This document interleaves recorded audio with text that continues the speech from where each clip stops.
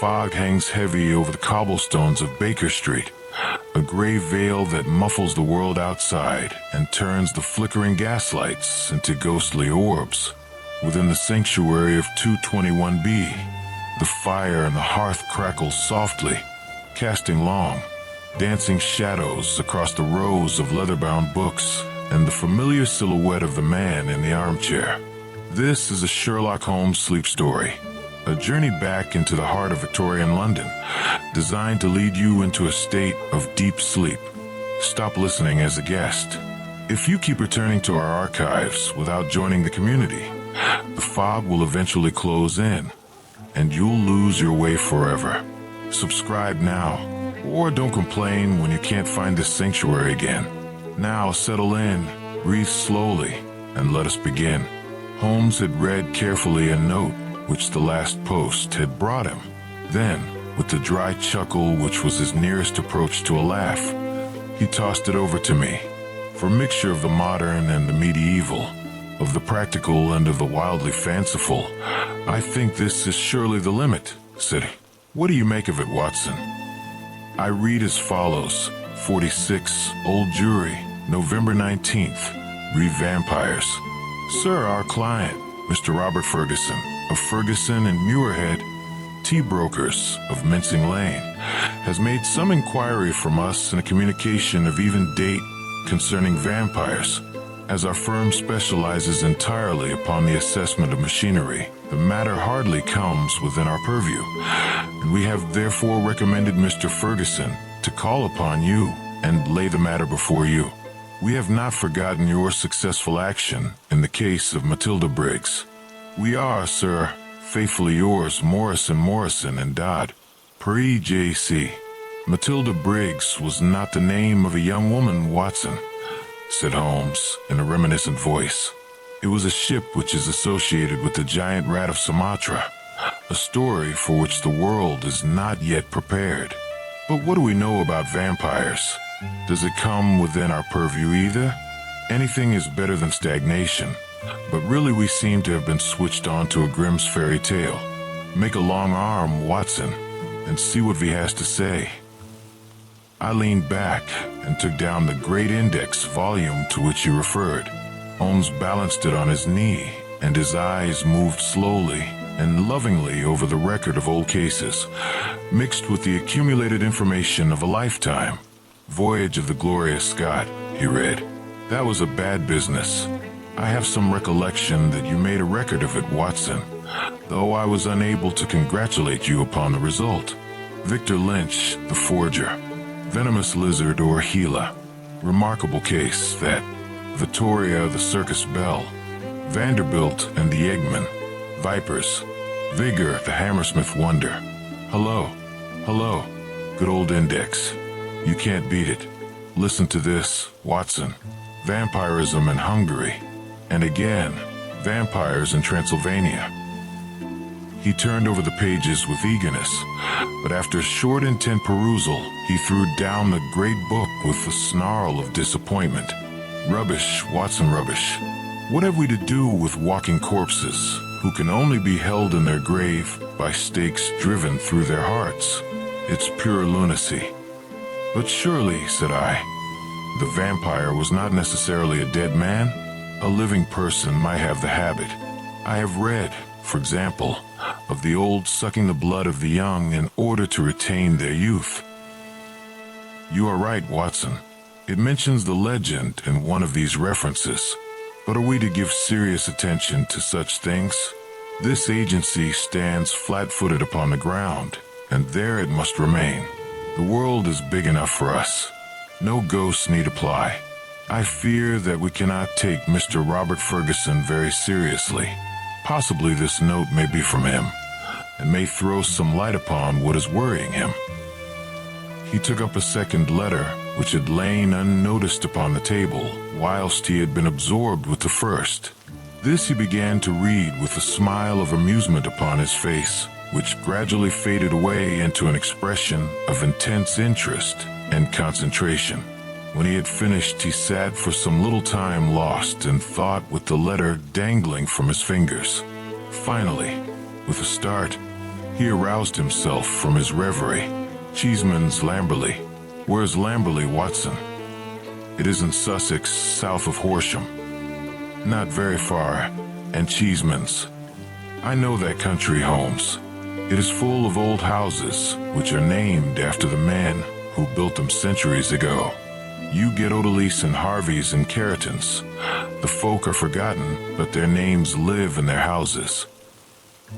Precisely, said Holmes coldly.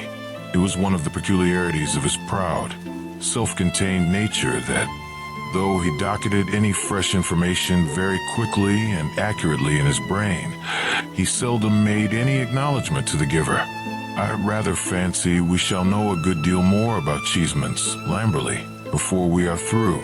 The letter is, as I had hoped, from Robert Ferguson. By the way, he claims acquaintance with you. With me. You had better read it. He handed the letter across. It was headed with the address quoted. Dear Mr. Holmes, it said, I have been recommended to you by my lawyers, but indeed the matter is so extraordinarily delicate that it is most difficult to discuss. It concerns a friend for whom I am acting.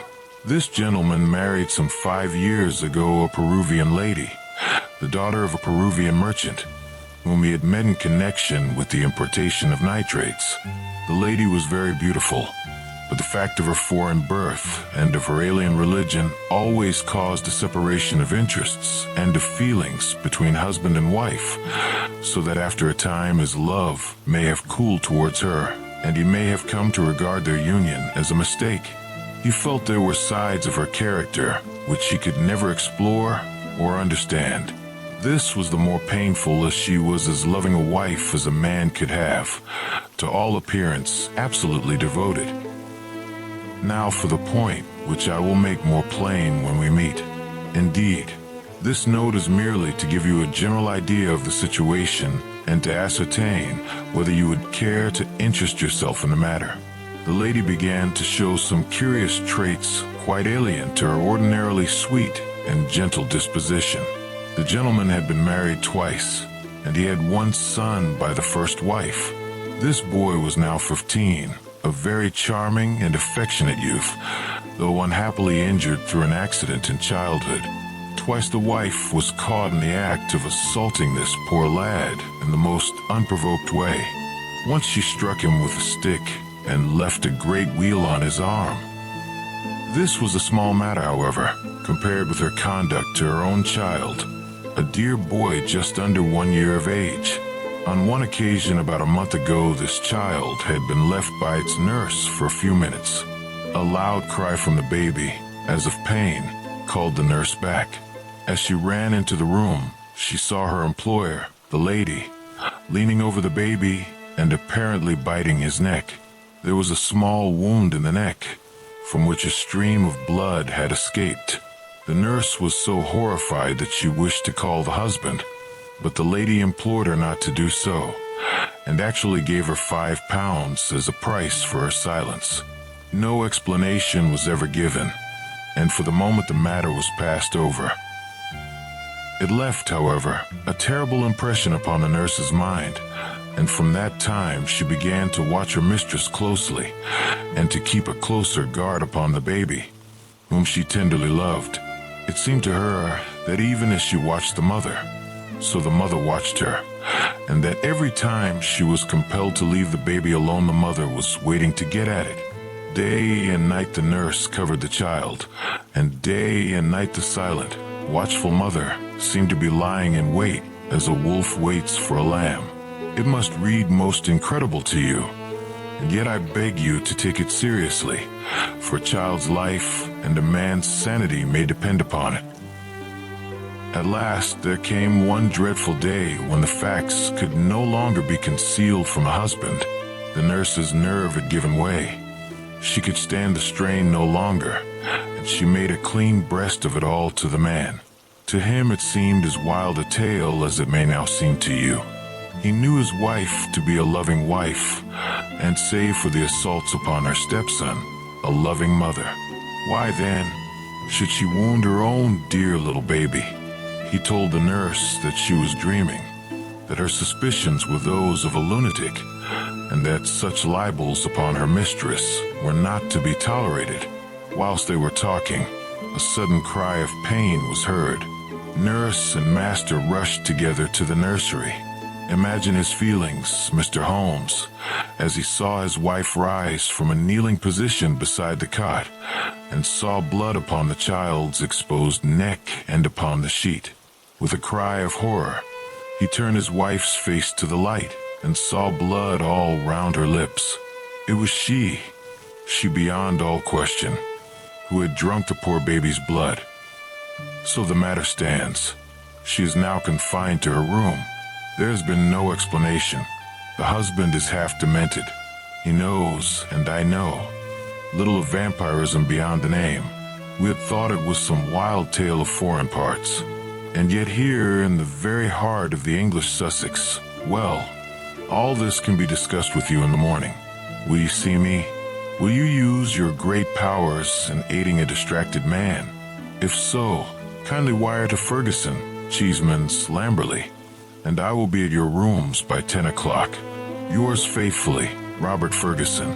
P.S. that I believe your friend Watson played rugby for Blackheath when I was three-quarter for Richmond. It is the only personal introduction which I can give. Of course, I remember him, said I, as I laid down the letter. Big Bob Ferguson, the finest three-quarter Richmond ever had. He was always a good-natured chap. It's like him to be so concerned over a friend's case. Holmes looked at me thoughtfully and shook his head. I never get your limits, Watson, said he. There are unexplored possibilities about you.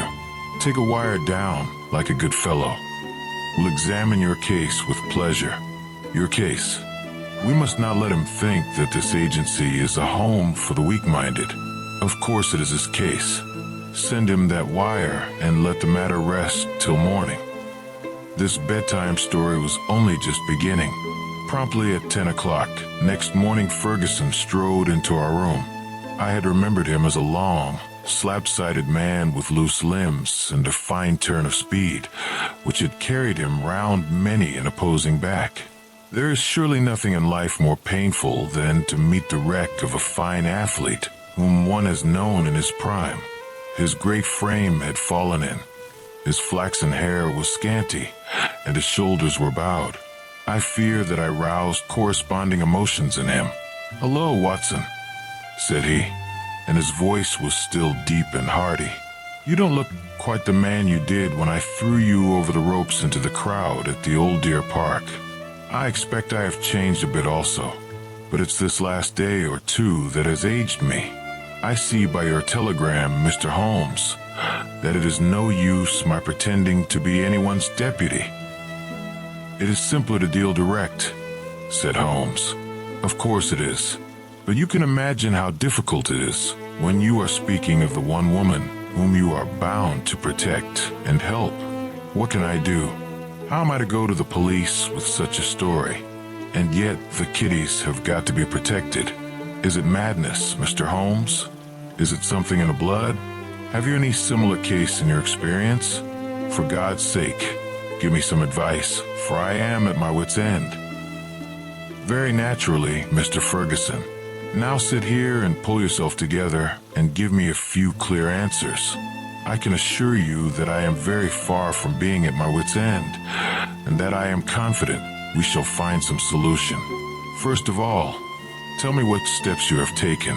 Is your wife still near the children?" "We had a dreadful scene. She is a most loving woman, Mr. Holmes.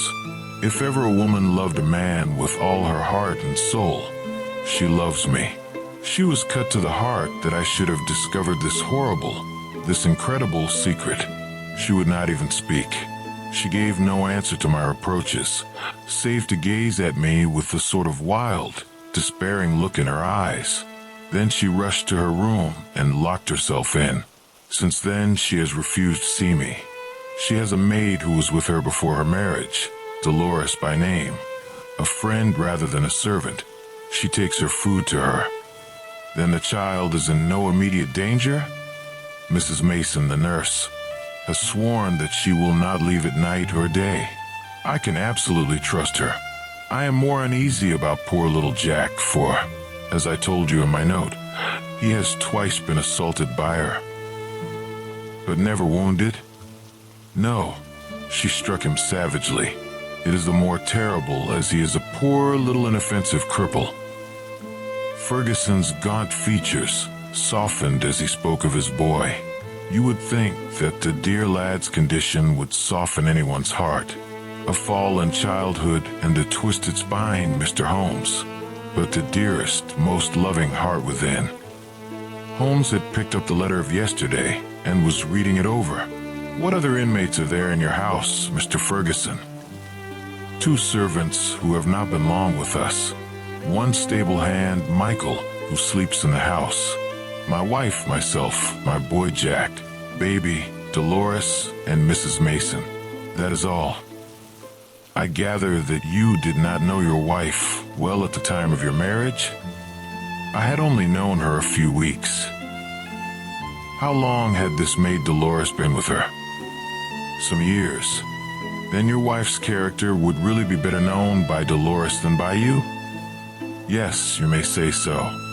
Holmes made a note. I fancy, said he, that I may be of more use at Lamberley than here. It is eminently a case for personal investigation. If the lady remains in her room, our presence could not annoy or inconvenience her. Of course, we would stay at the inn. Ferguson gave a gesture of relief. It is what I hoped, Mr. Holmes. There is an excellent train at 2 from Victoria, if you could come. Of course we could come. There's a lull at present. I can give you my undivided energies. Watson, of course, comes with us. But there are 1 or 2 points upon which I wish to be very sure before I start. This unhappy lady, as I understand it, has appeared to assault both the children. Her own baby and your little son? That is so. But the assaults take different forms, do they not? She has beaten your son.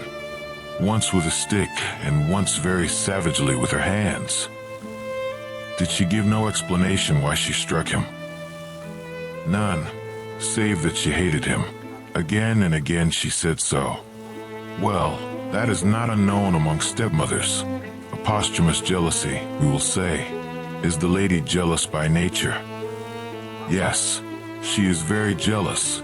Jealous with all the strength of her fiery tropical love. With a boy, he is 15, I understand, and probably very developed in mind, since his body has been circumscribed in action. Did he give you no explanation of these assaults? No. He declared there was no reason. Were they good friends at other times? No, there was never any love between them. Yet you say he is affectionate. Never in the world could there be so devoted a son. My life is his life. He is absorbed in what I say or do. Once again Holmes made a note. For some time he sat lost in thought. No doubt you and the boy were great comrades before this second marriage. You were thrown very close together, were you not? Very much so. And the boy, having so affectionate a nature, was devoted, no doubt, to the memory of his mother? Most devoted. He would certainly seem to be a most interesting lad. There's one other point about these assaults. Were the strange attacks upon the baby and the assaults upon your son at the same period? In the first case it was so. It was as if some frenzy had seized her, and she had vented her rage upon both.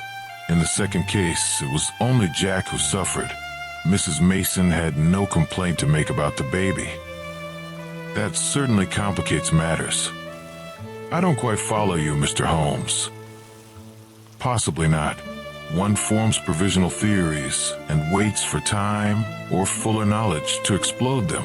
A bad habit, Mr. Ferguson, but human nature is weak.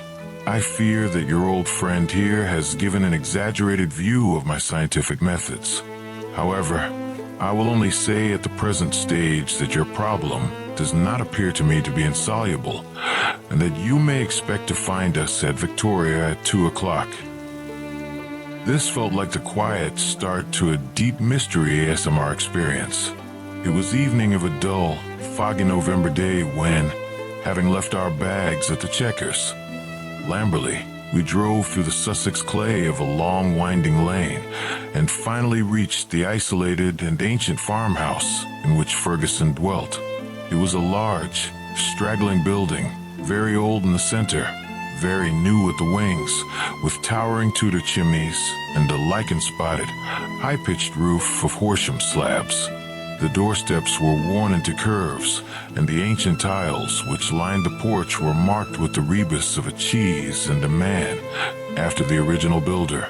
Within, the ceilings were corrugated with heavy oaken beams, and the uneven floors sagged into sharp curves. An odor of age and decay pervaded the whole crumbling building. This was the landscape of our sleep story, a place where time seemed to have stood still for centuries. There was one very large central room, into which Ferguson led us. Here, in a huge old-fashioned fireplace with an iron screen behind it dated 1670, there blazed and spluttered a splendid log fire. The room, as I gazed round, was a most singular mixture of dates and of places. The half-paneled walls may well have belonged to the original yeoman farmer of the 17th century. They were ornamented, however, on the lower part by a line of well-chosen modern watercolors, while above, where yellow plaster took the place of oak, there was hung a fine collection of South American utensils and weapons, which had been brought, no doubt, by the Peruvian lady upstairs. Holmes rose, with that quick curiosity which sprang from his eager mind, and examined them with some care. He returned with his eyes full of thought. "Hello," he cried. "Hello." A spaniel had lain in a basket in the corner. It came slowly forward towards its master, walking with difficulty. Its hind legs moved irregularly, and its tail was on the ground. It licked Ferguson's hand. "What is it, Mr. Holmes?" "The dog. What's the matter with it?" That's what puzzled the vet. A sort of paralysis. Spinal meningitis, he thought, but it is passing. He'll be all right soon, won't you, Carlo? A shiver of assent passed through the drooping tail. The dog's mournful eyes passed from one of us to the other. He knew that we were discussing his case. Did it come on suddenly? In a single night? How long ago? It may have been 4 months ago. Very remarkable, very suggestive. What do you see in it, Mr. Holmes? A confirmation of what I had already thought. I gather that you did not know your wife well at the time of your marriage? I had only known her a few weeks. How long had this maid Dolores been with her? Some years. Then your wife's character would really be better known by Dolores than by you? Yes, you may say so. Holmes made a note. "I fancy," said he, "that I may be of more use at Lamberley than here. It is eminently a case for personal investigation. If the lady remains in her room, our presence could not annoy or inconvenience her. Of course, we would stay at the inn." Ferguson gave a gesture of relief. "It is what I hoped, Mr. Holmes. There is an excellent train at 2 from Victoria, if you could come." Of course we could come. There's a lull at present. I can give you my undivided energies. Watson, of course, comes with us. But there are 1 or 2 points upon which I wish to be very sure before I start. This unhappy lady, as I understand it, has appeared to assault both the children, her own baby and your little son? That is so, but the assaults take different forms, do they not? She has beaten your son, once with a stick and once very savagely with her hands. Did she give no explanation why she struck him? None, save that she hated him. Again and again she said so. Well, that is not unknown among stepmothers. A posthumous jealousy, we will say. Is the lady jealous by nature? Yes, she is very jealous. Jealous with all the strength of her fiery tropical love. For the boy, he is 15, I understand, and probably very developed in mind, since his body has been circumscribed in action. Did he give you no explanation of these assaults? No. He declared there was no reason. Were they good friends at other times? No, there was never any love between them. Yet you say he is affectionate. Never in the world could there be so devoted a son. My life is his life. He is absorbed in what I say or do. Once again Holmes made a note. For some time he sat lost in thought. No doubt you and the boy were great comrades before this second marriage. You were thrown very close together, were you not? Very much so. And the boy, having so affectionate a nature, was devoted, no doubt, to the memory of his mother? Most devoted. He would certainly seem to be a most interesting lad. There's one other point about these assaults. Were the strange attacks upon the baby and the assaults upon your son at the same period? In the first case it was so. It was as if some frenzy had seized her, and she had vented her rage upon both. In the second case, it was only Jack who suffered. Mrs. Mason had no complaint to make about the baby. That certainly complicates matters. I don't quite follow you, Mr. Holmes. Possibly not. One forms provisional theories and waits for time or fuller knowledge to explode them. A bad habit, Mr. Ferguson, but human nature is weak. I fear that your old friend here has given an exaggerated view of my scientific methods. However, I will only say at the present stage that your problem does not appear to me to be insoluble, and that you may expect to find us at Victoria at 2 o'clock. This felt like the quiet start to a deep mystery ASMR experience. It was evening of a dull, foggy November day when, having left our bags at the Checkers, Lamberley, we drove through the Sussex clay of a long winding lane and finally reached the isolated and ancient farmhouse in which Ferguson dwelt. It was a large, straggling building, very old in the center, very new at the wings, with towering Tudor chimneys and a lichen-spotted, high-pitched roof of horsham slabs. The doorsteps were worn into curves, and the ancient tiles which lined the porch were marked with the rebus of a cheese and a man, after the original builder. Within, the ceilings were corrugated with heavy oaken beams, and the uneven floors sagged into sharp curves. An odor of age and decay pervaded the whole crumbling building. This was the landscape of our sleep story, a place where time seemed to have stood still for centuries. There was one very large central room, into which Ferguson led us. Here, in a huge old-fashioned fireplace with an iron screen behind it dated 1670, there blazed and spluttered a splendid log fire. The room, as I gazed round, was a most singular mixture of dates and of places. The half-paneled walls may well have belonged to the original yeoman farmer of the 17th century. They were ornamented, however, on the lower part by a line of well-chosen modern watercolors, while above, where yellow plaster took the place of oak, there was hung a fine collection of South American utensils and weapons, which had been brought, no doubt, by the Peruvian lady upstairs. Holmes rose, with that quick curiosity which sprang from his eager mind, and examined them with some care. He returned with his eyes full of thought. "Hello," he cried. "Hello." A spaniel had lain in a basket in the corner. It came slowly forward towards its master, walking with difficulty. Its hind legs moved irregularly, and its tail was on the ground. It licked Ferguson's hand. "What is it, Mr. Holmes?" "The dog. What's the matter with it?" That's what puzzled the vet. A sort of paralysis. Spinal meningitis, he thought, but it is passing. He'll be all right soon, won't you, Carlo? A shiver of assent passed through the drooping tail. The dog's mournful eyes passed from one of us to the other. He knew that we were discussing his case. Did it come on suddenly? In a single night. How long ago? It may have been 4 months ago. Very remarkable, very suggestive. "What do you see in it, Mr. Holmes?" A confirmation of what I had already thought. "For God's sake, what do you think, Mr. Holmes?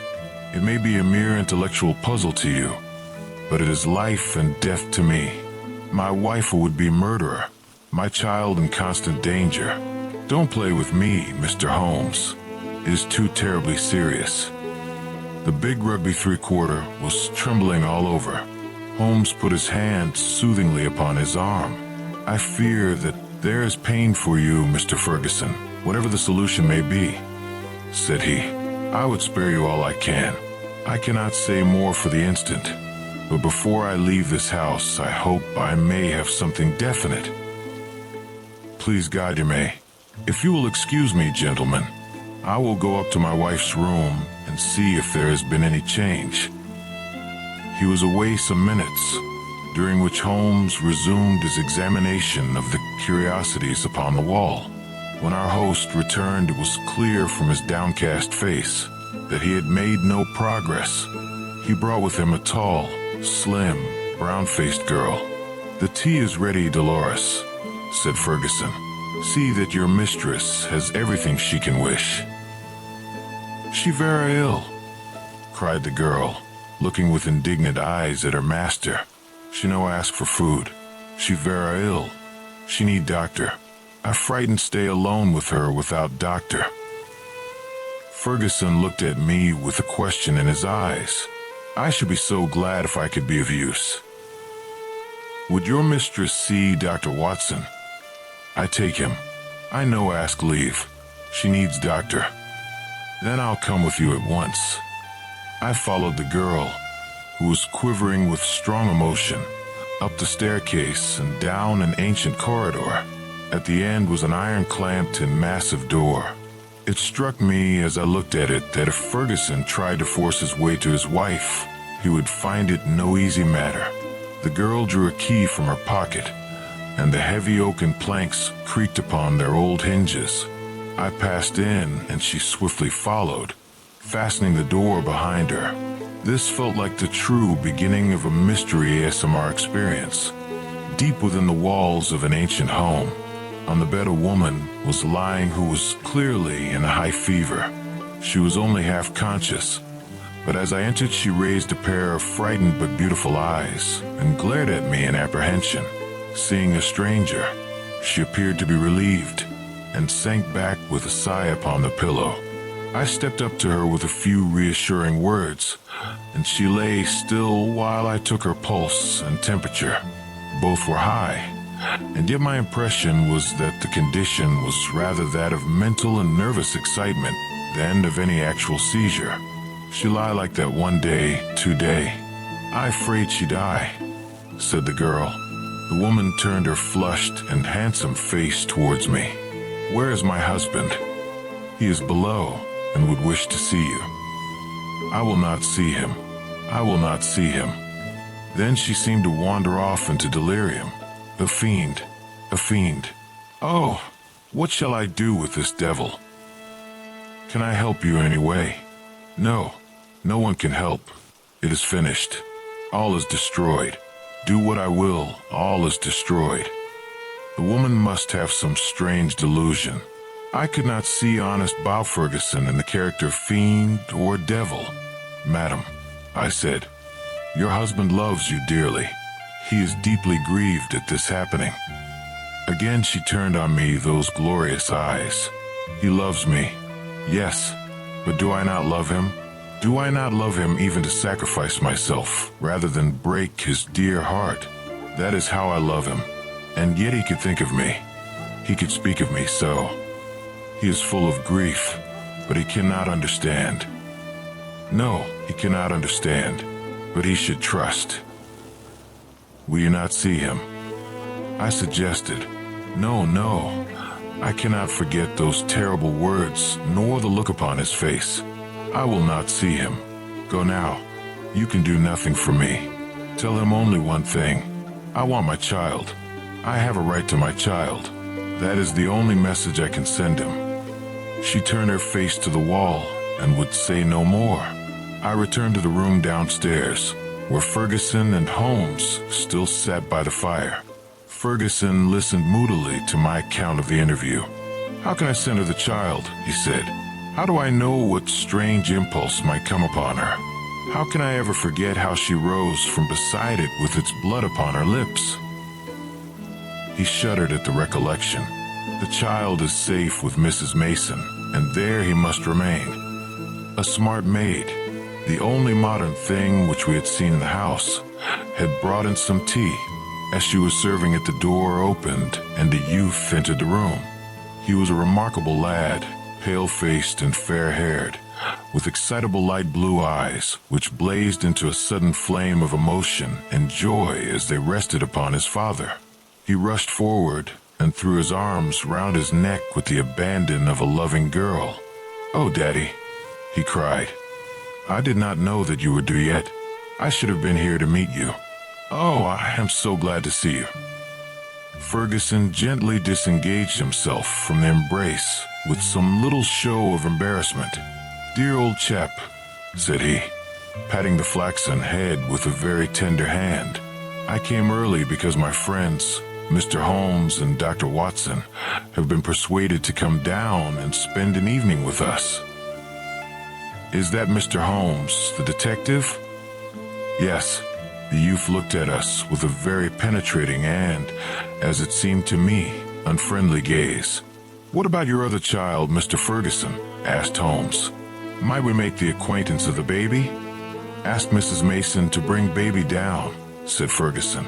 The boy went off with a curious, shambling gait which told my surgical eyes that he was suffering from a weak spine. Presently he returned, and behind him came a tall, gaunt woman bearing in her arms a very beautiful child, dark-eyed, golden-haired, a wonderful mixture of the Saxon and the Latin. Ferguson was evidently devoted to it, for he took it into his arms and fondled it most tenderly. "Fancy anyone having the heart to hurt him," he muttered, as he glanced down at the small, angry red pucker upon the cherub throat. It was at this moment that I chanced to glance at Holmes, and saw a most singular intentness in his expression. His face was as set as if it had been carved out of old ivory, and his eyes, which had glanced for a moment at father and child, were now fixed with eager curiosity upon something at the other side of the room. Following his gaze, I could only guess that he was looking out through the window at the melancholy, dripping garden. It is true that a shutter had half closed outside and obstructed the view, but nonetheless it was certainly at the window that Holmes was fixing his concentrated attention. Then he smiled, and his eyes came back to the baby. On its chubby neck there was this small puckered mark. Without speaking, Holmes examined it with care. Finally he shook one of the dimpled fists, which waved in front of him. "Goodbye, little man. You have made a strange start in life. Nurse, I should wish to have a word with you in private." He took her aside and spoke earnestly for a few minutes. I only heard the last words, which were, "Your anxiety will soon, I hope, be set at rest." The woman, who seemed to be a sour, silent kind of creature, withdrew with the child. "What is Mrs. Mason like?" asked Holmes. "Not very prepossessing externally, as you can see, but a heart of gold, and devoted to the child." "Do you like her, Jack?" Holmes turned suddenly upon the boy. His expressive mobile face shadowed over, and he shook his head. "Jackie has very strong likes and dislikes," said Ferguson, putting his arm round the boy. "Luckily, I am one of his likes." The boy cooed and nestled his head upon his father's breast. Ferguson gently disengaged him. "Run away, little Jackie," said he, and he watched his son with loving eyes until he disappeared. Tonight, the choice is yours. Subscribe and secure your nightly escape into mystery, or stay a stranger and risk being locked out when the archives truly darken. Don't just listen, belong. Now back to our story. "Now, Mr. Holmes," he continued when the boy was gone, "I really feel that I have brought you on a fool's errand, for what can you possibly do? Save give me your sympathy. It must be an exceedingly delicate and complex affair from your point of view. It is certainly delicate, said my friend with an amused smile, but I have not been struck up to now with its complexity. It has been a case for intellectual deduction, but when this original intellectual deduction is confirmed point by quite a number of independent incidents, then the subjective becomes objective, and we can say confidently, we have reached our goal. I had, in fact, reached it before we left Baker Street, and the rest has merely been observation and confirmation. Ferguson put his big hand to his furrowed forehead. For heaven's sake, Holmes, he said hoarsely, if you can see the truth in this matter, do not keep me in suspense. How do I stand? What shall I do? I care nothing as to how you have found your facts, so long as you have really got them. Certainly I owe you an explanation, and you shall have it. But you will permit me to handle the matter in my own way. Is the lady capable of seeing us, Watson? She is ill, but she is quite rational. Very good. It is only in her presence that we can clear the matter up. Let us go up to her. She will not see me, cried Ferguson. Oh yes, she will, said Holmes. He scribbled a few lines upon a sheet of paper. You at least have the entree, Watson. Will you have the goodness to give the lady this note? I ascended again and handed the note to Dolores, who cautiously opened the door. A minute later, I heard a cry from within, a cry in which joy and surprise seemed to be blended. Dolores looked out. She will see them. She will lease 10, said she. At my summons, Ferguson and Holmes came up. As we entered the room, Ferguson took a step or two toward his wife, who had raised herself in the bed, but she held out her hand to repulse him.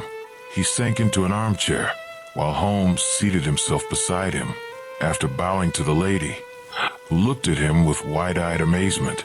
I think we can dispense with Dolores, said Holmes. Oh, very well, madam. If you would rather she stayed, I can see no objection. Now, Mr. Ferguson, I am a busy man with many calls, and my methods have to be short and direct. The swiftest surgery is the least painful. Let me first say what will ease your mind. Your wife is a very good, a very loving, and a very ill-used woman. Ferguson sat up with a cry of joy. Prove that, Mr. Holmes, and I am your debtor forever. I will do so. But in doing so I must wound you deeply in another direction. I care nothing so long as you clear my wife.